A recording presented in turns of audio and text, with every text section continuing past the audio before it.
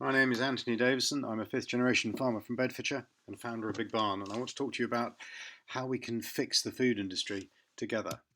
So, in summary, I want to talk about where we are now, where we want to be, and how we're going to get there together. Now, this picture of this pig is very interesting because you probably wouldn't want to eat that pig because it's so cute, but we seem to all eat these pigs. And what's one of the big problems of the food industry is that there's a lot of willful ignorance around there. We go into a shop, we see some cheap meat or some cheap pork, and we go, I know that probably isn't high animal welfare, but I'm going to buy it anyway. And that's one of the big problems we've got over the years. We've had a cheap food and farming policy, and as a result, if you go to a supermarket and spend £1, farmers on average only get 9p. So that's a big problem. In America, 40% of food is wasted, and they estimate that the food system is effectively bankrupting the health system. And if we don't do something about it in the UK, it might be the same. We have 20% of NHS spend is on food-related disease, and we need to do something about that. We've become totally disconnected with where our food comes from. Years ago, we used to know where food came from and we ate with the seasons, and it was a very kind of social food industry. Now it's very antisocial, and we're more affected by supermarket special offers and marketeers than what's healthy and in season. In this country, we produce 23 million tonnes of grain, and 13 million tonnes is fed to animals to produce meat, dairy and eggs. Hence, this big reaction recently about veganism and vegetarianism, because that 13 million tonnes arguably should be fed to humans, not animals, to be more efficient and feed the world. But we think that there should be a mix, and we should eat meat, but it should be sustainable meat, and it should be on grass where the meat is actually helping regenerate soils. And a recent survey showed that for every pound we spend on food actually costs £2 due to the distorted food industry. If you add back the cost of subsidies to farmers, the cost of cleaning water of chemicals and fertiliser, and the NHS health bill, and regenerating soils and the environment, £1 of food actually costs £2, and that needs to be fixed. But we are in a good place where youngsters want change, and we need to help that change. So where do we want to be? We think we need an enlightened society where consumers make the right buying choices, such as sustainable meat. They're enthused about cooking and trading food, and we have a much more sustainable food industry. We need to make local food buying convenient so that people switch from the supermarkets, and we want people growing food and trading it, and the more food trade we get, the more people become enlightened as they discover better food. And we want farmers growing food for communities rather than commodities, and we really need farmers to be getting 50p in the pound at least on food, which encourage them to grow food for communities and a wider range of food. We also need a kind of community building knowledge database. So how schools can grow food, how consumers can grow food, how more food production can happen. So that's with technology. So we ask the big question, how do we change a food industry that has gone so far in the wrong direction? We see the answer is a three-pronged attack. One is enlightenment, 2 is trade, and 3 is buy-in. And if we work on enlightenment, people want to trade food, and if we get more people to buy in, they will become enlightened and they want to trade. So this is a kind of virtuous circle. The more we work on each initiative, the more it'll help the others. So number 1, enlightenment. So we believe that the most important people are kids.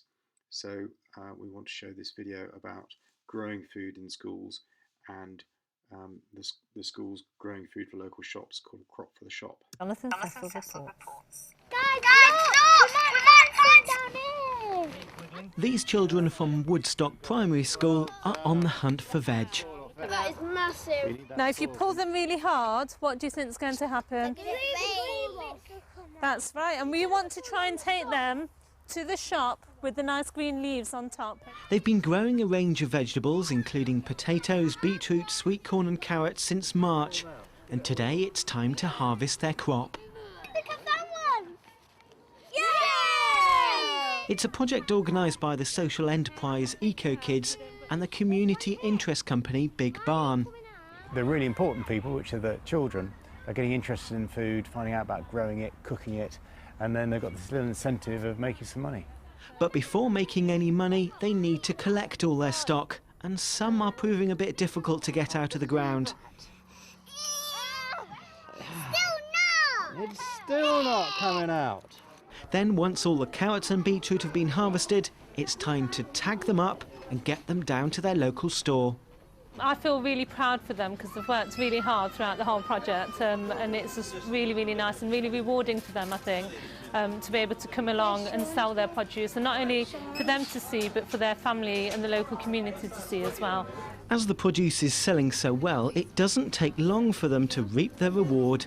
Jonathan Cecil, BBC East Midlands Today, Beaumont Leys in Leicester. This was a great project. These kids got so much out of it. When we were digging the carrots, I said to the kids, "Who likes carrots then?" And they went, "Oh, I hate carrots." And I said, "Well, let's taste the difference between the white one and the orange one. Let's have them raw while the teacher isn't looking." And we quickly cleaned them, tasted them, and they all loved them. And one of the children said, "I'm going to grow some of these at home because my mum's really unhealthy." Now, if every child left school knowing how to grow carrots, knowing that they were tasty, and knowing how to cook them, how much would we save on NHS bills? And this is all about kind of building communities around food. And that shop that that sold the veg, I went in and said, "Look, we want to sell the school food here, and the idea is that you have 30% of the retail price." And the shop owner said, "No." And I said, "Oh, never mind." He said, "No, I want the school to have all the money," because he could see that by the school bringing their food to the shop, it was another great way of attracting customers. And if we can get schools and shops working together, and perhaps farmers helping the schools build their veg patch, it can make a huge difference. We managed to bring in some really tricky academic subjects into the veg patch that the kids got straight away. So when you tell the kids that they're going to lose 30% of the retail price to the shop, they go, 30%? How much is that? And they learn a tricky academic subject. It's just a great way of getting kids involved. So we believe enlightenment should start here, and these kids will affect their parents and really build some enthusiasm and knowledge. And this is a video about Blue Peter working with kids. They absolutely love it. I think you think about it, for thousands of years we were gardeners and farmers. Only the last 2 decades have we been shoppers and consumers and telly watchers, really. So I think that inside, spiritually, I think kids have got gardening in them. And when you get them out, you get their hands in the soil, you really see a positive reaction to it. It's a real pleasure to be involved with that, actually. Sit in the ground. This is brilliant, and it just shows that it is very natural for kids to learn about food and farming and growing food. And we've got in this country 26,000 schools, and 14,000 of them have got a veg patch or a garden. So let's get growing in there, and let's try and build communities around food. Brilliant way to build. Another great way for enlightenment is videos, and this is a video I made about how to make a baked potato, because McCain's do one for 75p, which is ridiculous. And today we're going to show you how to make a baked potato, because we've seen on telly that you can buy a ready-made one for 75p in the supermarket, or if you're sensible, you go and buy fresh potatoes from a local farmer for about 10p each, or even 5p. And then if you've got one of these, you take it for a walk, and when you get back, your potatoes will be ready. So, good money, yeah? So lots of people say that if you haven't got much money, you can't cook healthy food. Well, the idea of this video channel that we've got, Kiss Cookery, and anyone can add a video to it, is that it shows people how simple cooking can be and how easy it is to make some really healthy food from local ingredients. So this is another classic example of enlightenment and using technology to show people how to cook and develop. Another way to enlighten people is to get them connected to their local producers. So our local food map does this, and you type in your postcode, see who's in your area, you go and visit, and you find out what's in season and what's available, and very often find out that you can buy local fresh ingredients cheaper than the supermarket. And every icon on the map links to a web page, so you can then find out more about your producer, what's in season, and buy from them. Another enlightenment is to have lots of posters, and this poster is about how you can save plastic by going to your local butcher. Another great way of doing things is that we're setting up a tool so that if you've got an expert in your community that knows how to make bread, these people can put in their details, and a local farm shop or a community shop can find out who does courses in their area, sign them up to a course, and the community can come in and learn all about how to cook. And it's a great way of enlightening people and getting them geared up to be more enthused about cooking. The next, how do we get there, is trade. So first of all, our map. Our map is now on 90 websites, and more websites are signing up to have it. And the more websites, the better it is. So this is an example of the map on BigBarn, on another local site. This is a Scottish website that has the map, and they're building it. And the more websites that have the map, the more powerful it is, and the more people are going to update it. And this is the back end of back in BigBarn. So everyone who's on the map has a password, so they can tell their story and add offers, or online shop, or lots of details. Here is an idea of how to make things local and how things make it more convenient for people to buy local food. So we have a hub system where people who are on BigBarn can team up. And then of course Crop for the Shop, where everyone's growing food and trading, and it's a great way of testing your local restaurant by pulling stuff out your veg patch and taking it to your restaurant and testing the chef. If he goes, oh lovely, I'll use that in my meal, then you know he's a good chef. If he rejects it, then he's not a very good chef. So buy-in, the more people are buying, the better we're going to build the food industry. So these are the organisations who are already working with us to have the map. The more the better. And a lot of these associations have our map within their website to look as though it's theirs with just their members. So this is the Bee Farmers Association, the Rare Breed Survival Trust. So you'll notice that just their members are on their map, but by being on their map, they're also on BigBarn and all the other websites. This is Slow Food Birmingham. So BigBarn, we supply the map, and they have a hub in their area, and the more, lots of other slow foods are signing up to have the map. This is the Nourish Scotland again.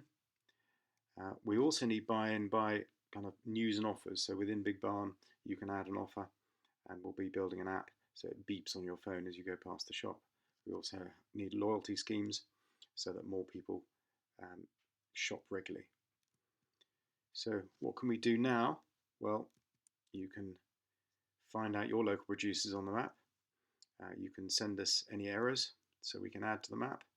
You can register for local food news and offers, and we'll send you a newsletter every month, or you'll see offers on your homepage. You can join the food industry and get on the map. The more the better. You can register to run or earn from a course. You can get discount codes to buy online, or you can add the map to your website. The more people have the map, the better. Or you can set up a local food hub. And then soon you'll be able to buy in to BigBarn, because we're converting to a community benefit society, and you can invest and own part of it. And the more people who invest, the more we have a sustainable food industry that's growing and growing, which is what we want. So keep an eye out for that as it develops. So thank you. Let's build a better, more sustainable food industry together.